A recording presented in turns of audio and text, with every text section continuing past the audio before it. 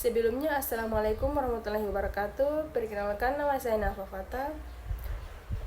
Saya dari kelas 3 akuntansi. Nah, jadi di video kali ini saya akan membahas materi tentang optimalisasi infrastruktur dalam industri perbankan syariah di era digital. Jangan lupa simak video sampai selesai.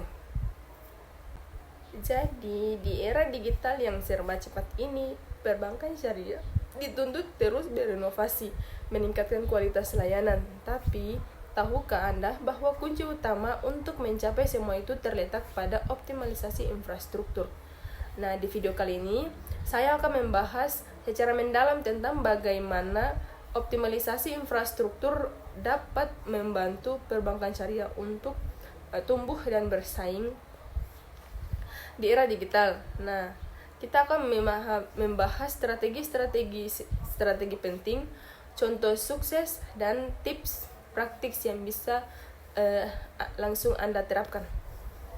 Kita akan memulai dengan memahami apa itu infrastruktur dalam konteks perbankan syariah. Kemudian kita akan membahas strategi optimalisasi yang meliputi informasi digital, keamanan siber, kolaborasi vintage, dan pengembangan SDM. Kita juga akan melihat contoh sukses bank syariah yang telah berhasil mengoptimalkan infrastruktur mereka. Jadi, siapkan diri Anda untuk mendapatkan informasi yang berharga. Yang pertama, apa itu infrastruktur perbankan syariah? Ketika kita berbicara tentang infrastruktur perbankan syariah, kita tidak hanya berbicara tentang gedung-gedung megah dan kantor cabang yang terbesar di seluruh pelosok negeri. Lebih dari itu, infrastruktur mencakup seluruh sistem jaringan yang mendukung operasional bank, mulai dari data center yang aman dan handal, jaringan komunikasi yang cepat dan stabil, platform mobile banking yang canggih dan mudah digunakan, hingga sistem keamanan siber yang kuat dan mampu melindungi data nasabah dari berbagai ancaman. Semua elemen ini harus bekerja secara harmonis untuk menciptakan ekosistem perbankan syariah yang efisien dan responsif. Nah, kita lanjut pada materi selanjutnya, yaitu tentang infrastruktur teknologi perbankan syariah. Nah, infrastruktur teknologi informasi yang kuat adalah kunci untuk mendukung operasi bank syariah yang efisiensi. Nah, infrastruktur atau TI mencakup berbagai teknologi dan perangkat seperti server, sistem penyimpanan data, perangkat jaringan, dan sistem operasi. Dengan infrastruktur yang andal dan aman, bank syariah dapat memberikan layanan yang lebih baik dan cepat kepada nasabahnya. Pentingnya digitalisasi merupakan keharusan bagi bank syariah untuk tetap berkompetitif di tengah disrupsi teknologi finansial atau vintage. Nah, kolaborasi dengan vintage, bank syariah berpotensi besar untuk berkolaborasi dengan perusahaan vintage. Vintage dapat menyediakan solusi teknologi inovatif yang membantu bank syariah meningkatkan efisiensi, memperluas jangkauan, dan mengembangkan produk serta layanan baru. Nah, jadi apa saja tantangan yang dihadapi oleh infrastruktur transformasi perbankan syariah? Yaitu tantangan yang dihadapi termasuk kebutuhan pembaruan perangkat secara berkala, adaptasi sumber daya manusia terhadap sistem baru, dan risiko keamanan siber, regulasi dan kebijakan perbankan syariah. Regulasi dan kebijakan yang mendukung merupakan faktor penting dalam optimalisasi infrastruktur dan berkelanjutan perbankan syariah. Di Indonesia, perbankan syariah diatur oleh undang-undang seperti Undang-Undang Nomor 21 Tahun 2008 tentang Perbankan Syariah,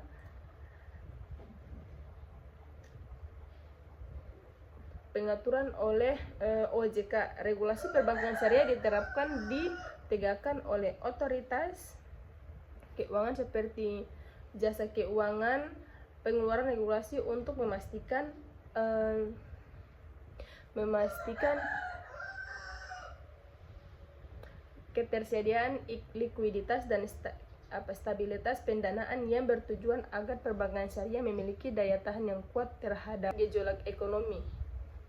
Nah, tujuan kebijakan ini bertujuan agar lembaga keuangan syariah dapat menghadapi dinamika ekonomi dan volatilitas pasar keuangan tanpa mengganggu fungsi intermediasi mereka.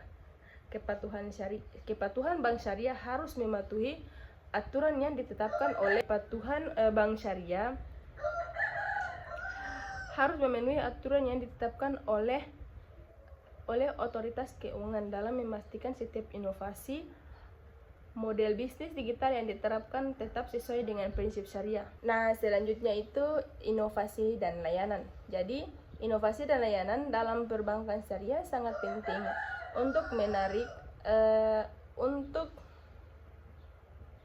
menarik nasabah baru. Dengan memanfaatkan teknologi, bank dapat menawarkan produk yang lebih beragam dan mudah diakses. Hal ini termasuk layanan vintage yang sesuai dengan prinsip syariah. Beberapa strategi inovasi layanan perbankan syariah mencakup mengembangkan produk yang kompetitif dan inovatif, meningkatkan kualitas pelayanan, meningkatkan promosi dan sosialisasi produk. Inovasi juga menjadi kunci bagi bank syariah untuk bersaing dengan bank konvensional yang sudah lebih dulu mengadopsi teknologi canggih. Layanan perbankan digital memungkinkan nasabah untuk mengakses informasi dan bertransaksi dengan lebih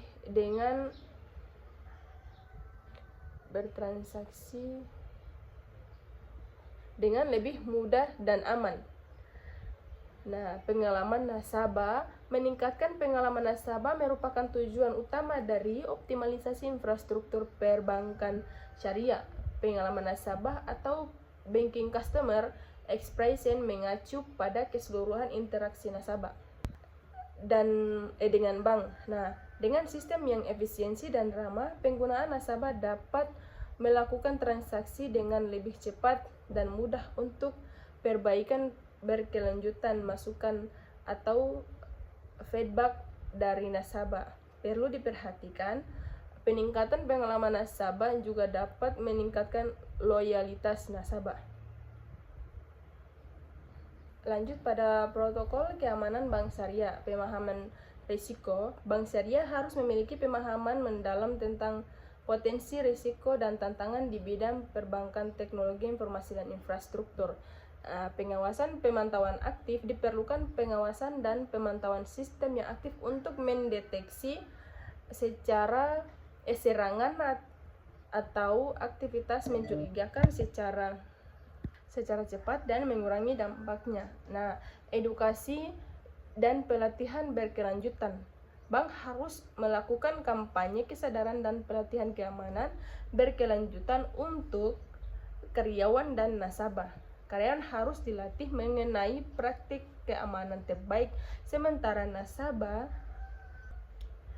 perlu diberi informasi tentang prosedur keamanan dalam perbankan online, tanda-tanda serangan, dan bahayanya keamanan. Perlindungan teknis.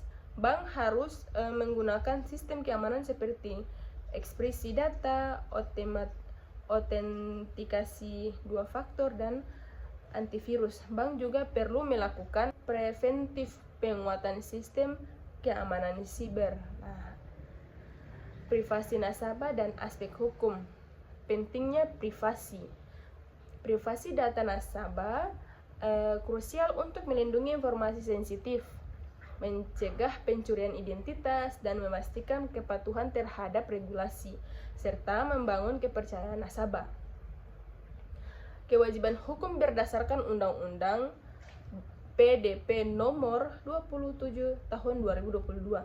Bank syariah sebagai pengendali dan pemroses data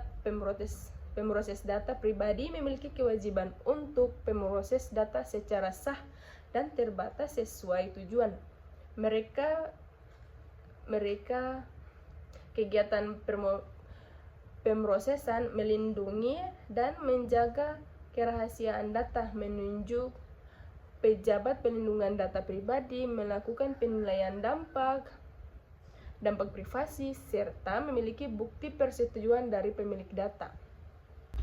Peran lembaga pengawasan. Jadi, pengawasan perbankan syariah di Indonesia dilakukan oleh OJK atau EOJK, BI, dan DSN MUI untuk memastikan kepatuhan termasuk dalam perlindungan data. Kolaborasi dengan fintech. Nah, jadi kolaborasi antara pihak syariah dengan perusahaan teknologi finansial atau fintech dapat memperkuat infrastruktur dan inovasi di sektor perbankan syariah. Melalui kemitraan ini, bank syariah dapat mengakses teknologi terbaru, memperluas jaringan layanan, dan tetap kompetitif di era digital. Manfaat kolaborasi. Kerjasama antara bank syariah dan fintech memberikan sebagai manfaat bagi kedua belah pihak. Akses yang lebih luas. Bank syariah memiliki dana yang lebih besar, tetapi terkadang terbatas dalam hal penyaluran. Sementara itu, fintech memiliki teknologi untuk menyalurkan pembiayaan secara efisiensi. Kemitraan ini memungkinkan keduanya bersinergi untuk menyalurkan pembiayaan berbasis digital dan meningkatkan akses keuangan bagi masyarakat. Inovasi dan efisiensi. Kolaborasi dapat mempercepat dan mengembangkan inovasi produk dan layanan digital. Teknologi fintech memungkinkan otomatisasi proses transaksi dan pengelolaan akun yang mengurangi ketergantungan pada tenaga kerja manual dan mempercepat layanan bagi nasabah. Kita lanjut pada peluang baru. Nah, jadi integritas fintech membuka peluang baru bagi bank syariah untuk menjangkau segmen pasar baru seperti pelaku UMKM halal yang kesulitan mengakses pembiayaan dari lembaga keuangan formal. Peningkatan literasi keuangan. Kolaborasi ini juga berperan dalam meningkatkan literasi digital dan keuangan syariah di kalangan masyarakat. Tantangan dan pengawasan. Meskipun demikian, ada tantangan kolaborasi ini seperti persaingan yang ketat untuk mendapatkan dana pihak ketiga atau DPK dengan layanan digital lainnya. Penting untuk memastikan bahwa setiap inovasi yang diimplementasikan tetap mematuhi prinsip-prinsip syariah yang ketat serta adanya pengawasan dari regulator seperti otoritas jasa keuangan untuk melindungi konsumen. Nah, beberapa contoh jenis fintech syariah di Indonesia termasuk perlending syariah dan crowdfunding syariah. Kita lanjut pada tantangan yang dihadapi bank syariah. Jadi, dalam mengoptimalkan infrastruktur meliputi beberapa aspek kunci, yaitu tantangan ini penting untuk dipahami agar bank syariah dapat mengembangkan strategi yang tepat untuk pertumbuhan dan berkelanjutan. Nah, berikut adalah tantangan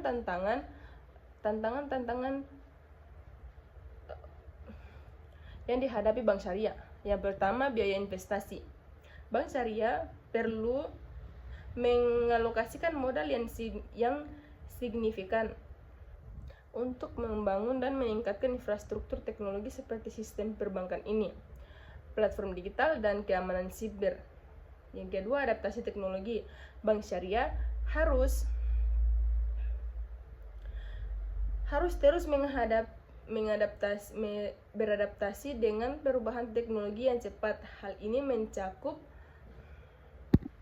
harapan teknologi finansial atau vintage. Nah, kecerdasan buatan AI dan sistem pembayaran digital untuk memenuhi ekspektasi nasabah yang semakin canggih. Persaingan dengan bank konvensional. Bank syariah bersaing langsung dengan bank konvensional yang seringkali memiliki sumber daya dan infrastruktur yang lebih mapan. Untuk bersaing, bank syariah perlu menawarkan layanan yang inovatif dan efisien. Baik, mungkin itu saja yang bisa saya jelaskan. Lebih kurangnya saya mohon maaf. Assalamualaikum warahmatullahi wabarakatuh. Untuk saya maksudnya sebelum saya menutupi video ini, jangan lupa like, komen, dan subscribe. Terima kasih.